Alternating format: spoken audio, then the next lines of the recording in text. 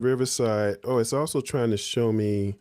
Can I pop this out? Let me see. No, it won't let me pop this out. I wish you could see. I wish I could see this because it's showing how many people are actually looking on the different platforms. I'm assuming that means it has connected. You're still there, right? I am, but I was getting serious feedback, and I still am. Oh, Do you you are? have that? No, actually, no. I'm not getting feedback. I guess. Um, And I'm getting a bounce on it. Oh, hold on, hold on, hold on. I bet this will help. I think that did it. okay. All right. Let me If you're see if watching this. and you haven't figured it out, it's our first one, y'all. So, all right. Can you hear me? Yeah, I can Okay. hear you. All right, because I had it on I was also on as a participant. So now I'm no longer as an observer. So now I'm no longer that. So it's should work better.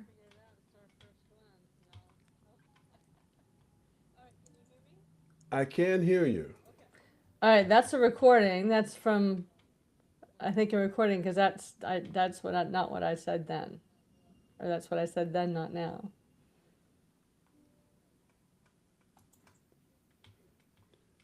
Yeah, okay. Or so you're not still getting feedback then? No, but can you hear me now? Yes.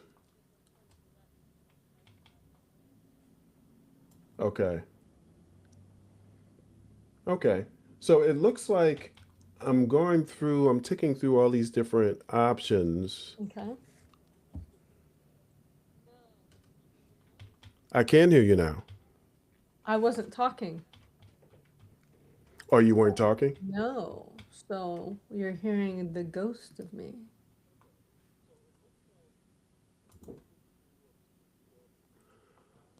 Oh, I know what this is. So basically, as I click through these things, yeah,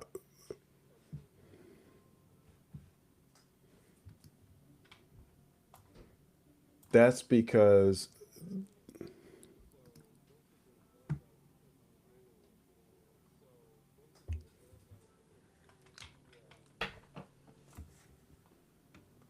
okay, so I think it's finally caught up. All right.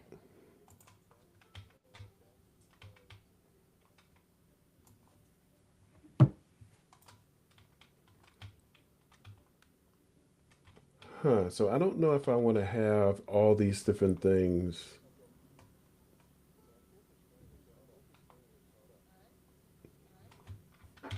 I hear a lot of chatter in the background behind you, whatever you're listening to. If it's us, it seems like there's. I think it is. So it looks like two people are on YouTube. Okay, I know what I need to do. I need to close all these other windows. That's what it is. Okay. And just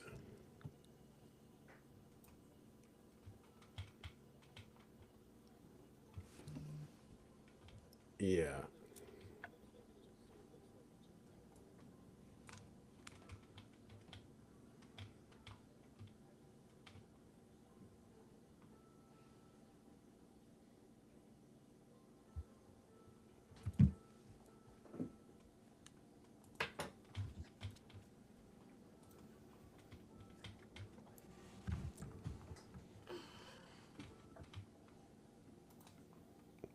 Okay, can you hear me now?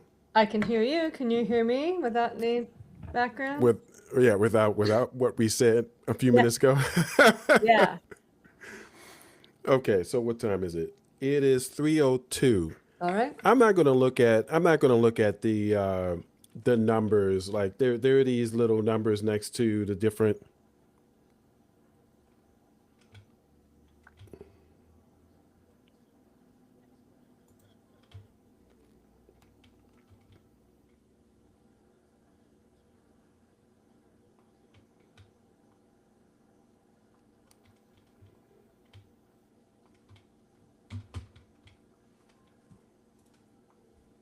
Okay, so I think it's caught up. So yeah, there are these numbers next to the different streams, Uh-huh.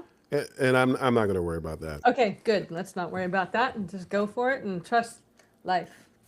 Yeah, exactly. Okay, so whoever's watching, thank you for joining us. My name is Henry L. Sullivan III. I am author of the novel Colosseum. And I am Christine Madera, and I am the author of the novel God and Drag.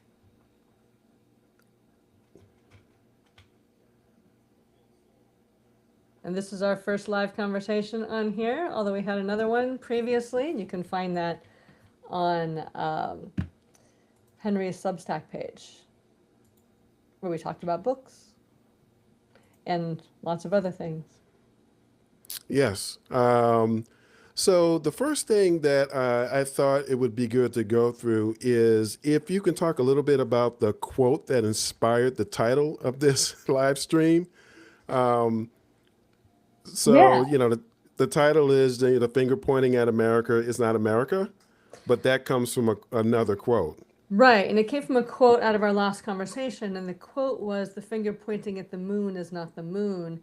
And the meaning behind that quote, I think it's a Buddhist quote, and it's basically that the moon being like consciousness or God or the universe or whatever, but whatever that is, the finger pointing at whatever that idea or level of consciousness is not what that is. So, in the context of what we were talking about before, the finger pointing at the moon was not the moon meant the finger pointing at God was not the religion that's trying to claim God as, or trying to define God.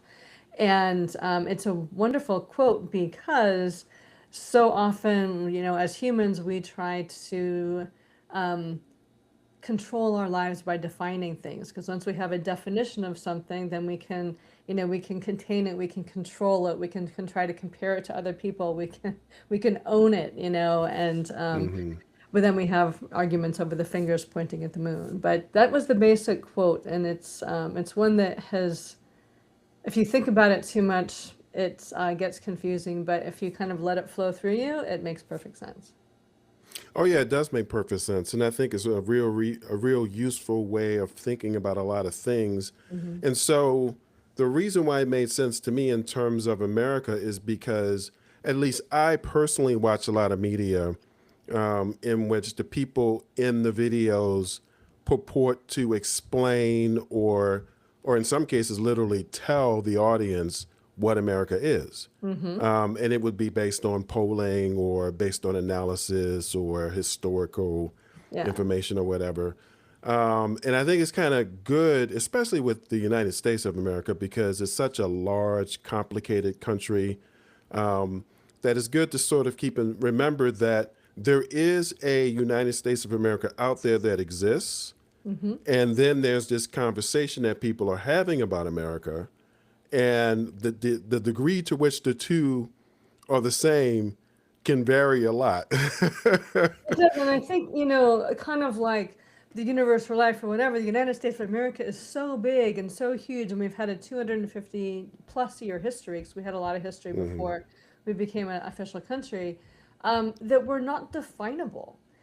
In the Hmm. same way that you might want to define something that's small. Like there's so many layers to it. There's so many aspects and ways of looking at it. And in a way, I mean, the United States of America is kind of like the United States of Americans. Like everybody has had their unique experience, and they're all valid experiences, and not everybody has the same experience. And to say, well, my experience is valid and your experience isn't valid, to completely reduces the experience of America down to this very small, tiny little narrative, like they try to do in news shows. Because if you can control the Hmm. narrative, you can control the news and control the people watching the news. And to me, all of that, telling one story of what America is and trying to make everything fit into that and saying, well, then that's not America. That's not American. You're not American. You're not a real American, or whatever, is Hmm. kind of that way to divide and conquer, to define and conquer and eliminate and exclude. I totally agree. And I am sympathetic to the voices that say, Well, we need a new story for America in order to unify the country. I'm sympathetic to that perspective, but at the same time, I think that what you just said is it was 100% true that there were so many different people in this country, 330 million people, and we're all coming at it from such different perspectives that that's a huge challenge. And it kind of I have an idea that I'd like to throw by you. Okay. It's based on something. Do you remember pen pals? Do you remember that when we Okay, were so pen pals, kids? oh yeah, you mean actual pen pals where you'd write back and forth? Yeah, when we were Yeah, kids. yeah. I Yeah, do. and one of the things, in retrospect, it was a long for me. It was a long time ago. Yeah, way before um, Facebook and everything else for you. exactly, Yeah, back when people actually wrote letters. yeah. But one of the things that, in retrospect, I don't know whether in reality this is a memory that I had when I was a Mhm. kid. But looking back at it, one of the things that seemed really special about pen pals is that you had this person, you're a little kid, Mhm. and your teacher introduces you to this idea that there are other little kids somewhere else that you probably will never meet face to face. Mhm. And those other little kids would love to hear from you, like hear things Yeah. from you. And wouldn't you like to talk to them, write them a letter? Um, and to me, one of the wonderful things about that is as a little kid, um, the thing that you're going to put in your letter is what's important to you, what's special to you. So if you have a special doll or a special ball or a pet, or if one of your parents or both of your parents are special, or your grandparents or your neighborhood, or if you're on a team, that's Mhm. what you're going to write about. And so you write it down in a letter, and then you mail it to this kid. You put it in the mailbox, and then you get a bunch of letters back. And in the letter that you get back, the other kid basically does the same thing. Right. Yeah. So it's this way of sharing what's special in the kid world, Mhm. which is another way of saying what's valuable. It's Mhm. a way of sharing with other people what's valuable to you.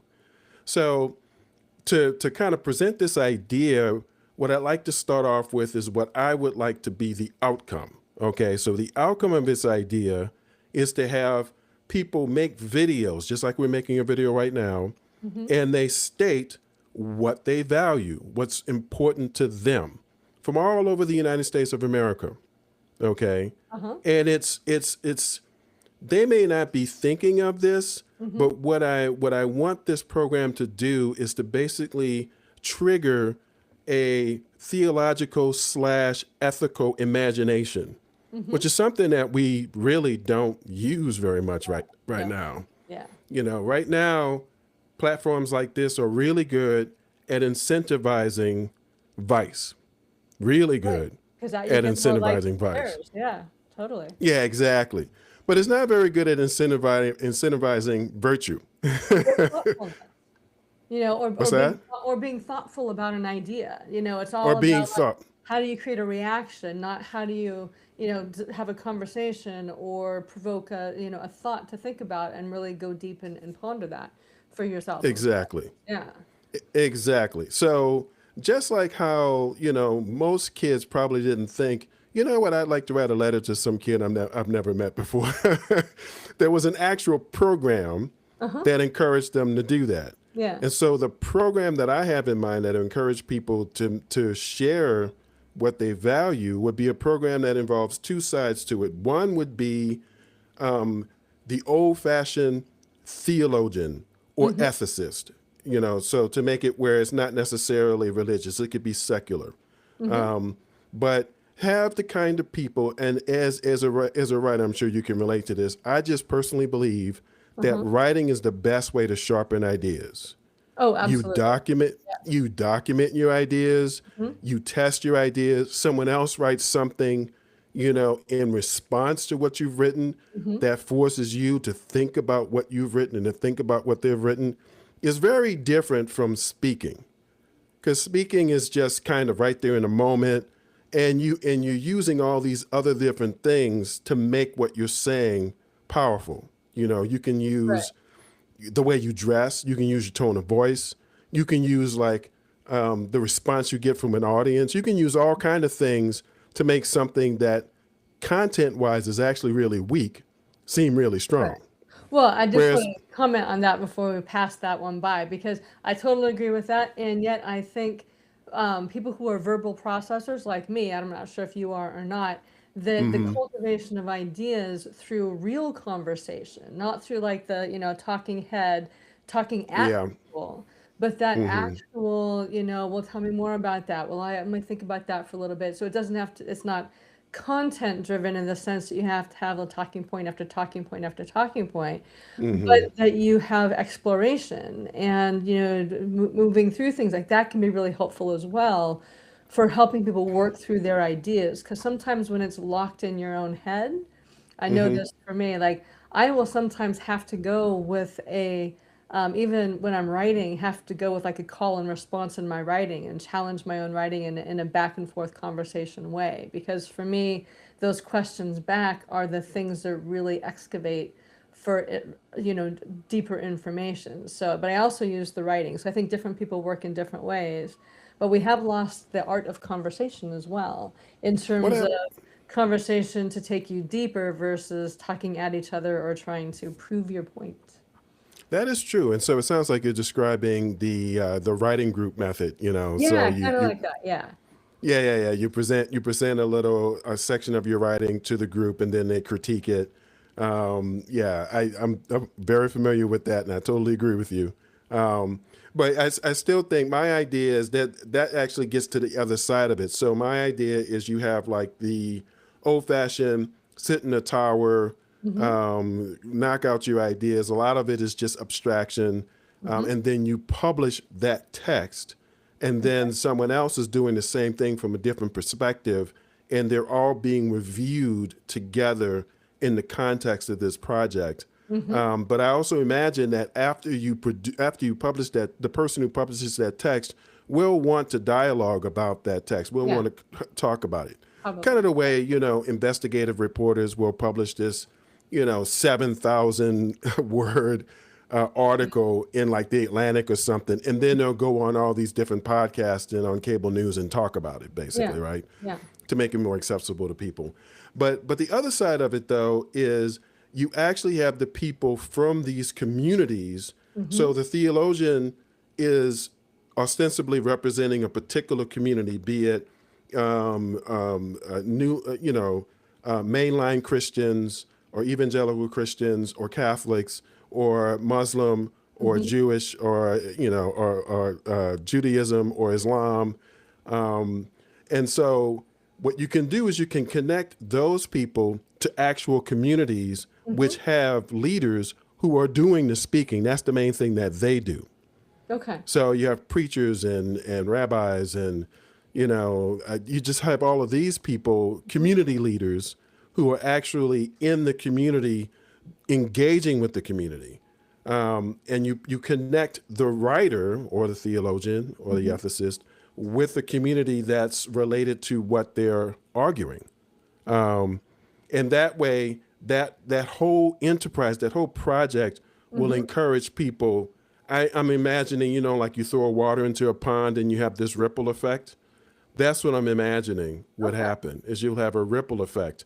And so some of the people like in a church in a small town somewhere probably have never read the stuff written by the theologian who is representing supposedly their values, Right. but they've had this ripple effect. They've heard about this project, it has a name that's catchy, and they want to be basically, they've been encouraged to express virtue, to Hmm. even think, about their values in that way. And they want to make a statement about it. And so that's my idea. I'm just curious what you think of that. Well, I think it's an interesting idea. It's interesting we're just talking about it right in here, but I think also part of this, especially when you bring up like theology with this, is one of the things about theology is it supports a worldview.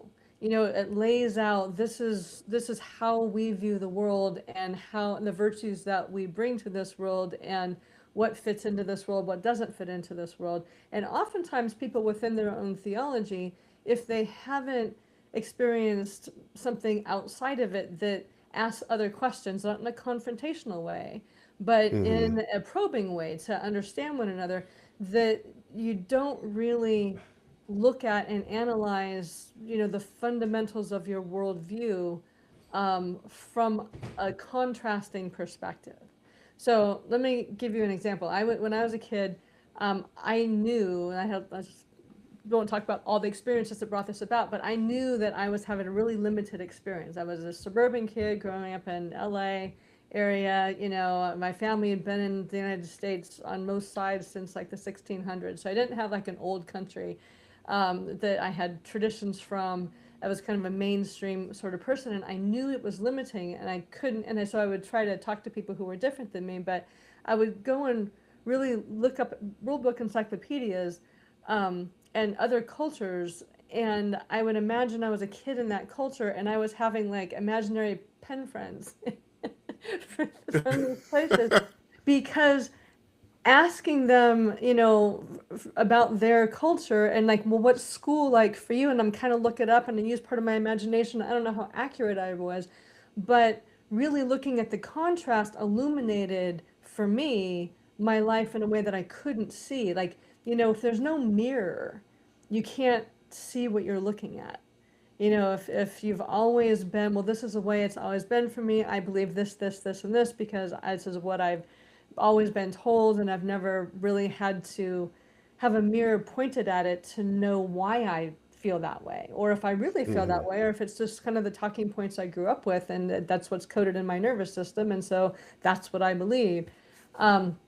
So I think one of the aspects that we might can bring to something like this are perhaps some probing questions that people can work from to be able Mm-hmm. to look at, well, what is it that I value, and then why do I value that? What's the structure that I learn those values from?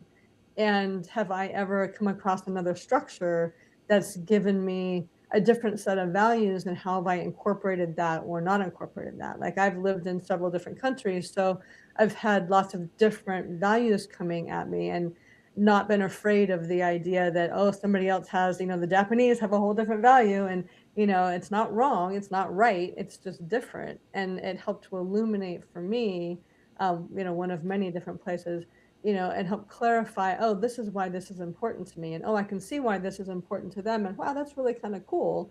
And so I would incorporate some of those things for myself. So I think part of this could really be helpful to give people, whether questions or a format or something, or conversation partners, to be able to have some mirroring experience, so that it's not just me talking from my surface level self, Mm-hmm. but it is, really doing some inner investigation and inner thoughtfulness, and understanding the context in which my values were created, and testing those values, and then coming forth and saying, yeah, this is what I think I really value. Um, and then connecting people, because I'm all about the connection, right? So then connecting people with communities, or even people who are not necessarily of the same community, but maybe have similar values that Mm-hmm. they have from a different experience. Well, okay, that's interesting. So it sounds like the thing you've added to my idea is the notion of a prompt. So in other Yeah, words, instead of or just leaving or it free, leaving it open where yeah, you can say whatever you want to say, what you're saying is have a prompt at least or a every. couple of sets of prompts, that take, Mm-hmm. you ever heard of that thing about, the why? There's this question, I believe this. Well, why do you believe that? Well, I believe that because, well, then why that because? So when you go down 5 or 6 or 7 layers of why, you've Mm-hmm. really looked at, like, you've really had to look at, you know, why is that? Is it because I was just always told that, or have I had personal experiences that have validated that for me? So maybe giving a prompt and then prompting people to go through 5 or 6 or 10 or 50 layers of why, depending on the person. Some people 3 layers, like that's the end of that's what they're going to do. And some people, like, that becomes a rabbit hole and they really dig deep. So maybe a prompt, and asking, those why questions for 5 or 6 rounds to really begin to look toward that, the root of those values rather than just what you think those values are. No, I totally see what you're saying. So yeah, that I think is definitely a good idea. So my thinking is the name that I like for this is the National Community Center. Um, I haven't, I mean, because, the times that I've been exposed to a community center, I've always been struck by how, like, you walk into this building and you can sort of see all the different programs that Mhm. are being held in that community center. And they can be very disparate. So you can have, Yeah. like, you can have a program for kids where on in this particular room you see all the little art that the kids were encouraged to make Yeah. for this particular class. It happens on Saturday morning at 10 a.m. or Mhm. something like that. And then you can see like the schedule for whatever teams are connected to this community center. Mhm. You can also see like maybe different things related to like the senior citizen program. It's all kind of stacked in the corner, all ready to go for when the people who participate in that like come to the community center and do whatever it is they're doing. Some people, you might even have some kind of worship ceremonies on different days of the week in the very same community center. That's the reason why that idea, that name really makes sense to me. Yeah. Um, You could even have like a little subtitle like the stories of America. yeah, And, exactly. because I think any story, because I've heard that as well. We need a new story. Well, okay. But a new story, oftentimes is aspirational that sort of leaves out all the messy parts. And Hmm. any true story of America has to include all of America, just like any true, reckoning of me. Like if I look at myself, I have to look at all of myself. I can't just look at the parts that I think, well, I like that, I like that, I like that, but all the other stuff, just put it under the rug. Because I mean, I was a hypnotherapist. That stuff comes out, and it comes out in negative ways, and we're seeing that now. All the things that we've kind of repressed or ignored or sort of glossed over are sort of in Technicolor now. So any new story of America really needs to include the story of Americans and then the history of those stories, because over 250 plus years, we have those layers of values that have grown since the very beginning. And so I think Hmm. if we can be open and inclusive of all of our stories, and that whatever our primary overarching story is going forward makes room for all Americans and all people who have experienced America, even if they're immigrants or Yeah, other. no. Well, there are a couple of things that come to mind for me hearing you say that. So one thing is I actually firmly believe that if you give people like if your prompt is, what do you value? Mhm. And you kind of make it, and sort of wrapped around that prompt is the notion of virtuous values. Like Mhm. the person feels compelled to say something positive, right? Mhm. I think most people will say essentially the same thing about like compassion and caring and all that kind of stuff.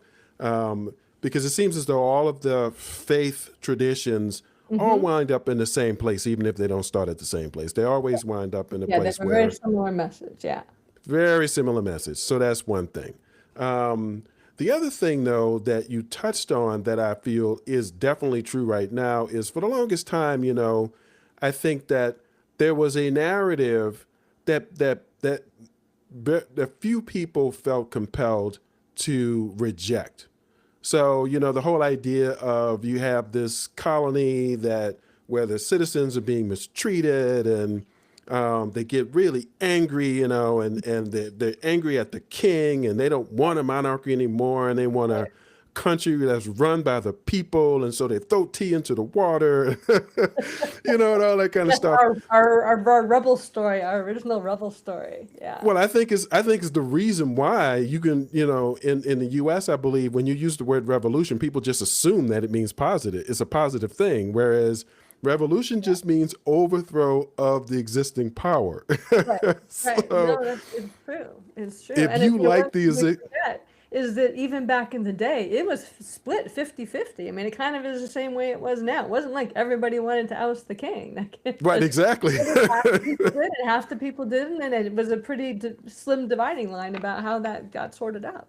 Yeah, if you like the power, then you don't think revolution is a good thing. No, So, no, not at all.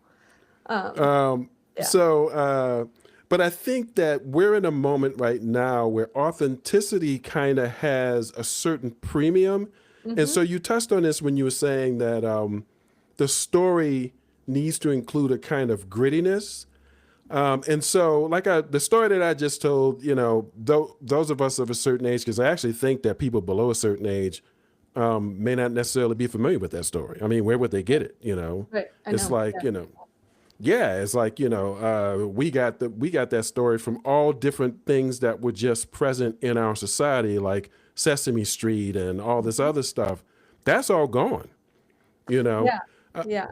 But I think that, And growing up where you had, like, I remember when I was going to school, most of my teachers were either hippies or Vietnam vets. And then mm, the administration who were older were often, remembered World War II and occasionally World War One. And so mm, they had a whole different narrative and expectation of what life was and what hmm America was within that, was part of my formative years that I think, you look at kids now and who the teachers are, what their experiences are, and what was important then are coming up with entirely different stories. And I'm sure, like, my mom, whose parents went through the Great Depression and World War One, and the well, I guess they weren't alive in the 1800s, but from their parents, they would have gotten different stories. So you've got this, long generational shift about different groups or different age groups really having a different understanding of America generally. And no, yeah, I totally agree. And I think that in a way, because the story that we're sort of both agreeing we were told for the hmm longest time is a very backward looking story. hmm It's a yeah, story where the things that happened were hundreds of years ago, so they're very mhm, distant from you. yeah, Um, Whereas I actually do believe that for the story, a new story to resonate with Americans, it needs to feel present and future, not hmm just the past. right. Um, and in terms of that grittiness, I don't know that that story necessarily has to be, or for it to resonate with the broadest group of people, that it necessarily has to be so noble sounding. Where, No, I think that is not, you're right, because there's a sense, when you ignore all of the realities of life and you're just like, oh, we're just going to look at the shining light on a hill, hmm it's not authentic, and if we can actually sit with the idea that, and we all do this individually, I hope, or we've all had the experience of, like, there's parts of me that I regret. There's things I've done that I regret, and there's things that I've done that have been wonderful. And that if I can accept that both of those are true, and that I can still be a good human being, even though I've done things that I regret, and we can do that as individuals and as a nation. That if we can include all of that, that we know that there are things that aren't the best, and we know that there are things that are wonderful, and to be authentic, we really need to be open to all of that, rather than just hmm pointing at the negative or just pointing at the positive, and ignoring the wholeness of the story. Well, I'm thinking about, because I watch a lot of media that is actually made outside of the country, Mm-hmm. like France 24, BBC, Okay. Yeah. DW, Uh-huh. in Germany, and I'm amused usually when someone from another country, not the U.S., will get on and say, "Well, Americans are." Right. Right. It's just like, oh yeah, okay, really? What are Americans? What are Uh-huh. we? um, and one of the things that has struck me about that is there has been a recognition that, wow, there are some really angry, negative Americans. Like in the beginning, in the last, let's just, without being specific about the politics, Yeah. just look at the last, what you want to say, since 2015 or so. Mhm. There seems to be this gradual recognition that a country that was perceived as very, very positive and forward looking, all of a sudden is becoming very pessimistic. Mm-hmm. Um, and to be honest with you, I was, I guess, so typical in my Americanness that I didn't realize that other countries were very pessimistic about their countries. I didn't know Oh, yeah. that. It's Yeah. just Yeah. why. We're much more on the happy side. Yeah. Yeah, we were much more on the happy side. I was like, damn, why are y'all down on your countries? And so, but at the same time, it's like, some people have gone way to the other side and they're thinking, well, Americans are really angry. And I'm just like, well, there are angry Americans, but I don't really think most Americans are angry. I really don't think so. I mean, you might get angry at something in Yeah. particular right now, but generally, I don't think Americans are angry. But on the flip side of that, though, to me, recently there was an attempt to sort of portray America as joyous, and I think you know exactly what I mean. And that didn't really feel like a good fit either. Like if you're shopping for like clothes or something like that, and you put this shirt on, and you're just like, well, these colors don't really fit me. Yeah. Yeah. And it's not like I haven't been in joyous communities in the U.S. Mm-hmm. I have been in joyous communities in the U.S. Jesus Christ. I Yeah. mean, I've been in those communities, but I would not say that the country is joyous.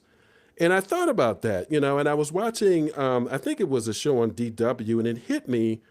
The best way I would describe the U.S. is really kind of fun loving. I Yeah.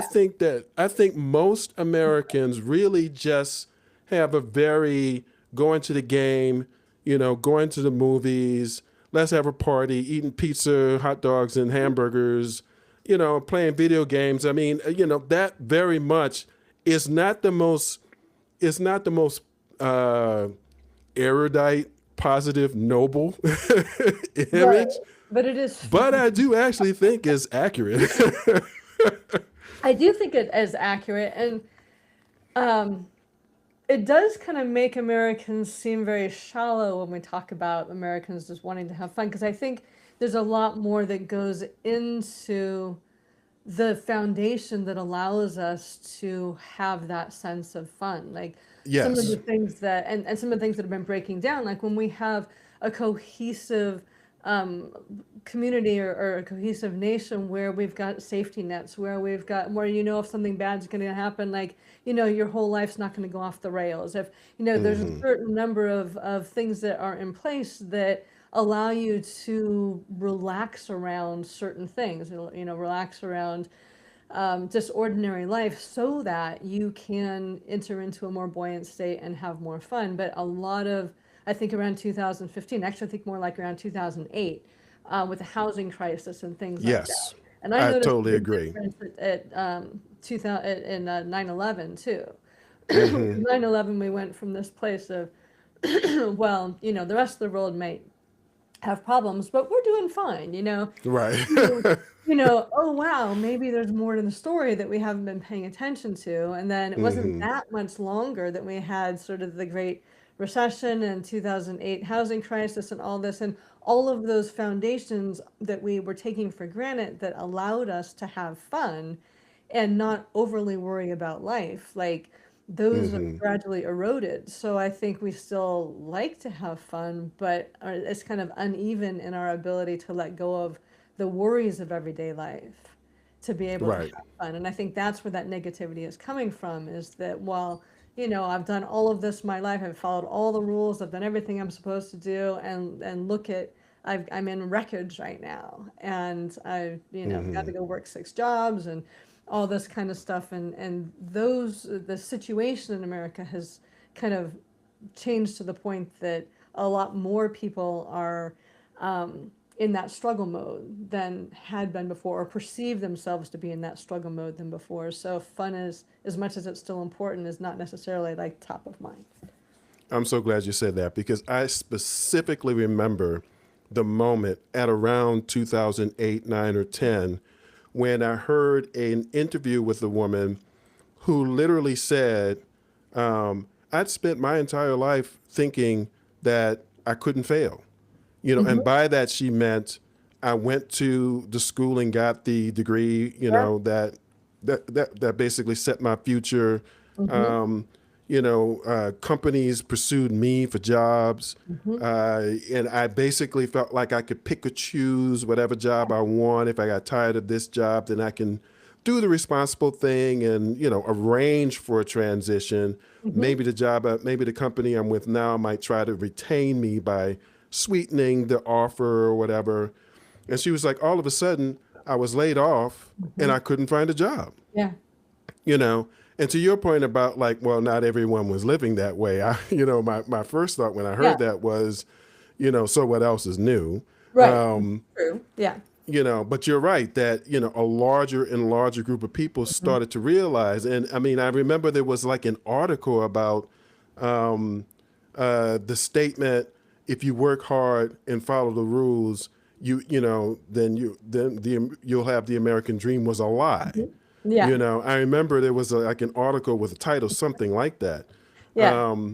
And so I definitely believe that's true. A lot of that started to break down this notion, and it does require for you to have the be comfortable investing large sums of money in something like a movie or like a Yeah. sporting event. You Yeah. Oh have my to have God. stability in order to do that. Yeah. There's just no other way you're going to do it. Like to spend all this money on a stadium Hmm. when you have to have like some modicum of stability in that city at least, let alone the Yeah. state, Yeah. to do that. So I totally agree with you. And then the whole thing about like it makes Americans sound shallow is always an interesting thing to me because my understanding of it, and I include myself in this, is that really what it is that we don't. I mean, I don't feel bound by his history or Hmm. historical context. Let's put it Yeah. like that. I mean, if the idea is good, if this idea is good and that idea is good, it doesn't matter to me that they come from completely different cultures. Right. You Yeah. know, they're both good ideas, and it may look even better if you put them together.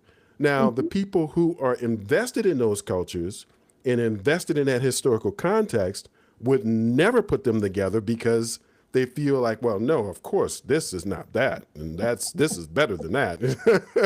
Right, or they do Whereas, have those like hundreds of years well, I mean, we've had hundreds of years, but multi hundreds of years of like the same culture and the same language and all this kind of stuff. And right, exactly, when I right. used to travel, people used to ask me, and this speaks to this a little bit. Well, how come Americans are always smiling? They always say hi, and I said, well, if you think about America, people and they were well, I won't get into that part. That people in America, like they left what was comfortable. They left the old country, whatever that old country happened to be. And so when you come Hmm. to a new place, like, you have to make that community. And you have to make Hmm. your community in usually a diverse community. I mean, sometimes you can come and find, people who are similar to you, but you have to come in a diverse community. And so, to be forward friendly, whether it's with a hello or a smile or forging, because Americans are also known for forging friendships fairly quickly, even if they Hmm. seem like they're more shallow. Well, and part of that is building your community, like the basic network of your community to build on. Hmm. In other countries, you might be stuck in a caste system. You might, your last name might have a meaning that automatically keeps you out of certain things or automatically includes you in certain things. Like you might not have the freedom to choose new communities as easily as you can here. And so I would Hmm. explain that to people that, that when people came to America, it was a constant building of community and to be friendly and to be buoyant and to be, even if it's shallow friendships, to make those connections was really Hmm. important. It was survival. And Hmm. so to try to explain why, even though it seems shallow in other places, why it was very important and continues to be important here. Yeah, well, and the other thing is if they're talking about Americans that came to their country, they're talking about Americans who have a lot of reason to smile because they're not worried about they're not worried about other things. They're not talking about somebody who's struggling to pay the bills. No, but they're also in media, because American media sort of proliferates around the Oh, world. So yes, that's movies and true. TV and all of that stuff. Like, we're smiling, we're saying hi, usually with That a nice is true. heart. I I mean, mean, all we're the we're stuff. e- we're even doing it right now. I Yeah. mean, we probably weren't smiling all day long. No, because And if you're some welcome. But in interaction, it's a natural thing for Americans to do generally. I mean, it's That's weird right. if you're Yeah. talking to somebody and they're not smiling. Like you think, Like, should I call somebody? Like, what's the problem? Because we're just so Hmm. naturally, that's how we relate to each other. Right. And That is true. That yeah, is true. So, so yeah, I mean that's definitely my idea, which is that whatever the news story is, it has to kind of have almost like this. I mean, I can't think of another way to say it. Almost like how in video games, the video game kind of presents the world as like this spectacular. mhm, Like if you think about Marvel movies and the world that Thor comes from, this spectacular, gigantic, impressive world mhm, with, it's optimistic in the sense that they expect it to be that way at least, right?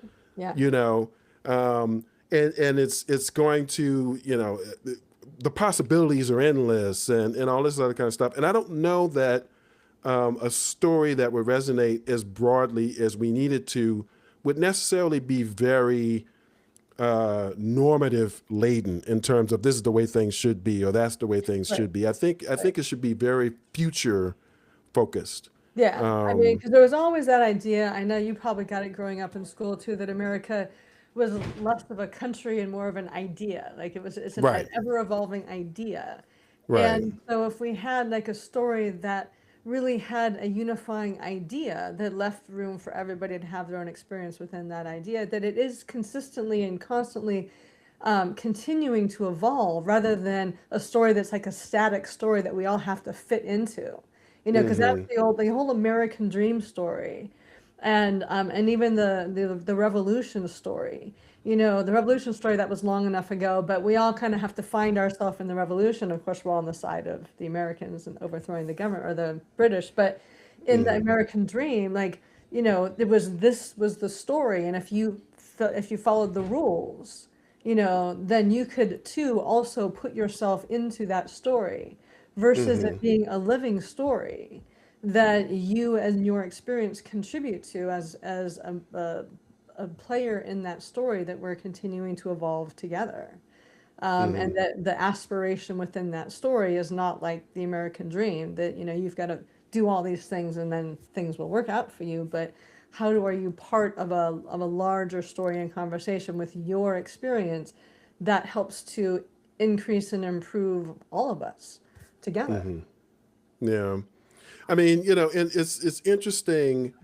Um, I actually think that the fun-loving America, it would have the broadest appeal, but the people that it wouldn't necessarily appeal to are the ideological folks, of which I am one, actually.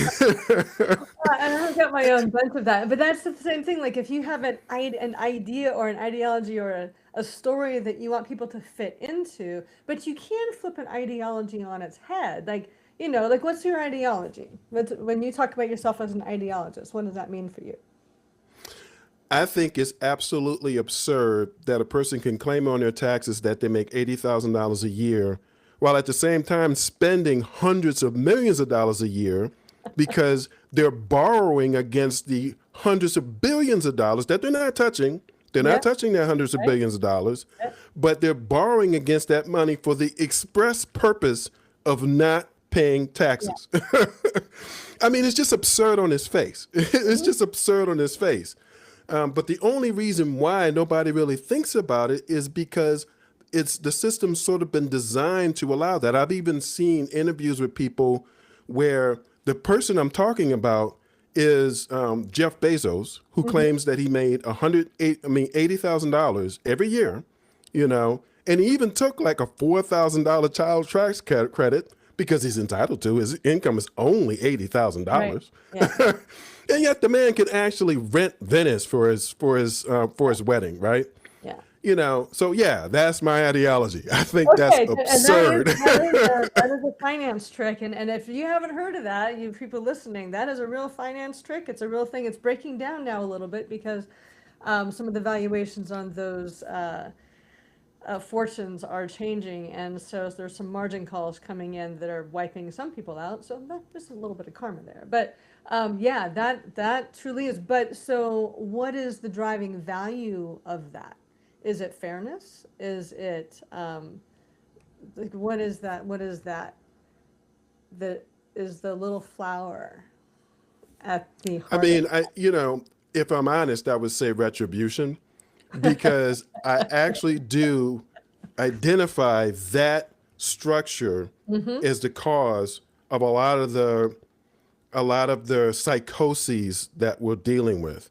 Yeah. It's kind of like you have a crazy thing that's sort of resonating in an area, but just because people don't recognize it and they can't see it, like a Mm-hmm. sound or a smell or a gas or something, doesn't mean it's not driving everybody a little bit insane. Right. Um, But there's like, so if you were to look at a positive value in terms of a human story, we could talk about it in terms of integrity. well, Like that's true. that, That's true. something along those lines, because that's a very positive Hmm. expansionary value, where retribution's a little bit more of that, like we'll just keep batting that tennis ball back and forth until, Right. until the Yep. tennis ball wears away, same song, next verse, which is kind of what we've been doing for the last 250 years. So Oh yeah, I if, know. Well, if that's we the create a that's the new reason why story. I came up with Coliseum. That's what Coliseum is Yeah, all about. I know, yes, so you should read. But if you had an aspirational value that people can look at, like integrity means different things to different people. But if you were living a True. life of That is true. integrity, that is actually a self-feeding, self-supporting, self-nourishing value. Hmm. Because where retribution is actually a stressful value that steals your own resources, because it puts you into a stress state, which puts you into a resource depletion state. And even though it feels powerful in the moment because it generates adrenaline, adrenaline is a stealer of body resources over time. So, where integrity is one of those things that, because of the buoyancy of integrity, it helps to support your body, it helps to nourish you, it helps to carry you forward, it gives you energy. So, if you think about it in terms of how does it work in your body, retribution is a depletion, it's an adrenaline fueled depletion state, where something like Hmm. integrity, if it's a positive value within you, is a um, self self expanding, healing, nourishing state. No, I understand what you're saying. It's like the difference between having a glass of water and having a glass of wine, but I Right. happen to like wine. I know, but if you want, so for me, when it comes to values, like if I have values that are pitting me against, Hmm. that's not something that actually serves me or feeds me, or I think serves a country. I mean, Oh we no, no. want to Intellectually, recognize that. intellectually, I am 100% with Yeah, you. but Intellectually, retribution, I I mean, am. retribution's fun. I got to admit, and it feels zinging in the body. It's a kind of cool thing. But in Hmm. terms of a story carrying us forward, finding things like integrity and some of these other things are not glossy pictures, but Right. sort of values that we can find self-support and mutual support in. Um, Hmm. that it doesn't require that everybody be the same. So No, everybody no, has no, no. an integrity. And that's the reason. That's the reason why, like, I'm able to recognize, like I said, that it would it would need another name, but fun loving Mm-hmm. is a story that essentially can be summed up as fun loving, or a characterization that can be summed up as fun loving, is one that I think would appeal to Mm-hmm. the majority of people. Whereas, and I'm just being honest, people like me, we would have to learn to embrace that. Although, ideologically, we still kind of stick to our particular, position, because that position is natural to Mm-hmm. us. You know, um, I have definitely come to appreciate how we do have a large number of people who are not ideological in the Mm-hmm. country. It can Yeah. be frustrating as an ideological person. It's just like, what do you mean you don't get it? You really, you don't get it? It's like, how could you vote for that reason and not this reason? Like, really, but I'm just being honest. That's Mhm. just the way I am. And so sometimes I can relate to the other side, the ideology on the other side more Mhm. than the middle, who are just like, look, I'm just thinking about this list of very, uh, uh, concrete things. Yeah. And it's like, well, actually, the guy over there who I disagree with, I get where he's coming from. It's like, Well, and I think the fun-loving people, that are the ones that are kind of turning negative to me, because they've always been fairly positive, but That's true. as they have found their life not to match up with what they have been led to believe it should What be. they've grown used to. Yeah, Yeah, they exactly. might not be Yeah. ideological, and the way that they experience that is by becoming, more negative, or Cynical, cynical. nihilistic. Yeah, that's Without true. Yeah. necessarily attaching it to this or this, which is why I think we end up sort of doing the ping pong back and forth. Well, we don't like Mm-hmm. this, so we're gonna vote for this because it's not this, but then we don't like Mm-hmm. that, so then we're gonna bounce back over here, versus, something like a story or values where what do we want? What is Mm-hmm. something that we choose that we want, and how do we move toward what we want instead of just reacting to what we don't want? Because that's never worked. So And that brings me back to the idea that I threw out to you because, the thing about that idea, because I'm not part of, these, but definitely the religious communities. Mhm. I've been a member of a Unitarian Universalist church, but if you're familiar with Unitarian Universalism, that's not actually surprising. Um, but it's to me, it's an opportunity for, again, that big, fun-loving group, because it's not like they don't value anything. I mean, No, non-material. They do actually, right, especially they if you do. give them an opportunity to kind of think about it and say, you know what, I just really think children should be able to go to school without worrying about, their parents being snatched up or something like that. Yeah. I just really think that's important. Yeah. And so when you give them an opportunity to do that, what you wind up doing is you wind up with this almost movement of people who don't start from an ideological place, who Mhm. wind up kind of pushing the ideologies on either side kind of to the side, like Mhm. they truly are Right. outliers, making them clearly the outliers that they are in reality. If you look at the numbers, Yeah. they have the True. intensity, Yeah. which makes them look bigger than, makes us Yeah. look bigger than they are. But you just don't have a lot of people who are gonna. You ask me what my ideology is, and boom, I hit you with Bezos. you know, you're just not going to have a lot of people who are going to do that. No, no, because yeah, you have Um, to really pay attention to a lot of things to put all those together to be able to come up with that one. Yeah. and be angry about it And be specifically. angry about it. Yeah. Yeah. I think if you more know, people understood that whole scheme, they would be really angry about it, because yes, they would. They would. I mean, it it's just a basic question. It's like, if is you make completely unfair. $80,000, how Yeah. much money do you think you realistically can spend in a year?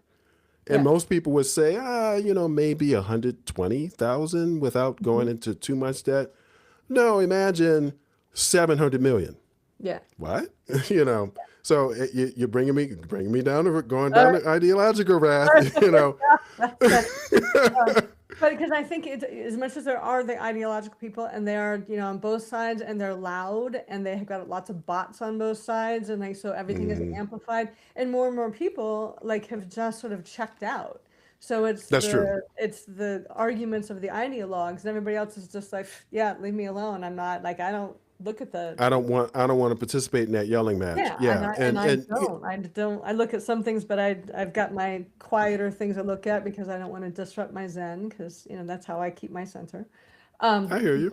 But so I think, I always talk about the muddle in the middle, or the 80% in the middle. You got the loud ends, but the people in the middle are the ones that don't really have a voice. So I think That's it's true. not a Yeah. bad idea to be able to give people that voice, because when they do um, polls and things, you do find out that those people in the middle, like, they don't have the same values as the people on the edges, and people on the edge. No. No. And No. what's important to them are the core. How do we all live together in a way that Hmm. is reasonably fair and reasonably supportive of everybody, and everybody gets to participate in, and that our children can be safe, and Hmm. that our old people aren't shuffled off into old folks' homes to die on Medicaid or whatever.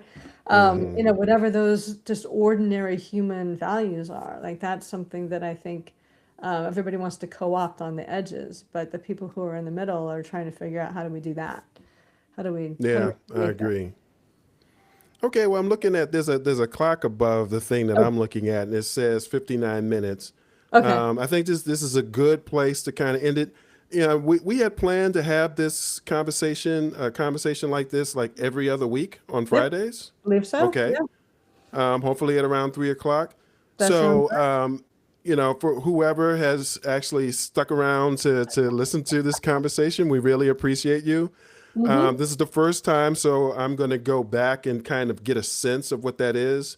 And then we're also going to publish, since we're both on Substack and other social media, we're going to publish this video and shoot it out so people can watch it later on if they want to.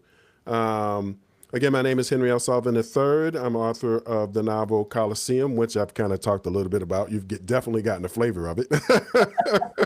And I'm Christine Madera, author of God and Drag, also a novel. And yeah, I'm sure you heard about it more at other times. So it's been great having this conversation, though. Yes, it has. It has. So, all right. So I guess we'll see you again in 2 weeks. All right. Very good. So I